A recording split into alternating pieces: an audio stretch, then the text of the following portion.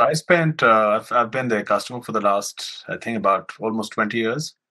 I'm one of the earlier ones. So I've seen the transformation in the customer service over time. What I find is they were more accessible before, but I think as the company has been sold and resold, or maybe just outsourcing its customer service as it expanded, the services have deteriorated. So now, whenever I need any support, it's hard to find their contact number.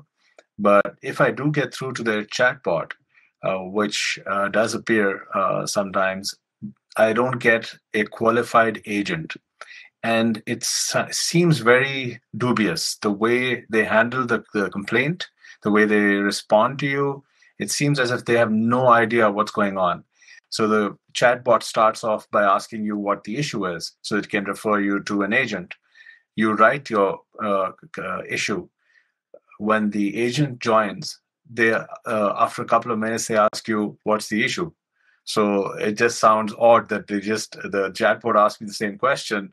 Why are they doing this? And it seems maybe they're multitasking. They've got too many clients being serviced by one agent, so they're all over the place, and they find that okay, if we write this standard phrase, it'll buy us a little bit of time while we get off the screen from the other. It just seems like that because the delay that happens each time you connect with them, whether I'm in the US, I was in Germany about 2 weeks ago, and prior to that, I was in Pakistan.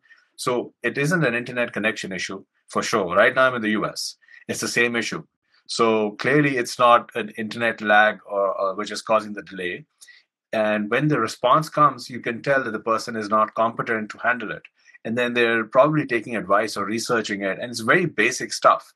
So knowing this and having experienced it several times over the last few years with the deteriorated customer support, I start off immediately by just describing the issue, get a first response. I figure out this is not a very capable person. I ask them to escalate. What's interesting is they refuse to escalate.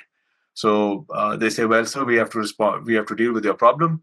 And until we don't do so, we can't escalate it. And I know they're not competent. I know I'm now going to go through this 1.5, 2 hour ordeal where they're going to experiment at my cost because the people they're hiring to do this job, outsourcing it, and you can tell the names, etc., and the way they respond. It's most probably in India, which seems to be the common place for all of these outsourced customer service chatbots. And I feel that maybe the company is being taken for a ride by their contractor, providing them the service with having incompetent people, not enough staff, multitasking too many customer complaints.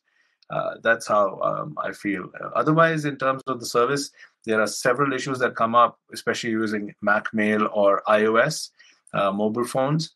There is a problem with their digital certificate. It always comes up as a warning sign that this digital certificate is not recognized.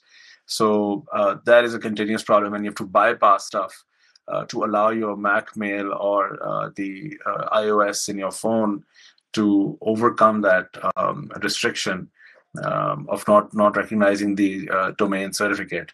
So these are some of the issues. But the main problem is you can overcome them if you have a good customer response time and a clear idea from the technical staff that are dealing with it. The only way you can really get somewhere is if you make a phone call. And that becomes expensive when you're overseas, you make a 20-minute call.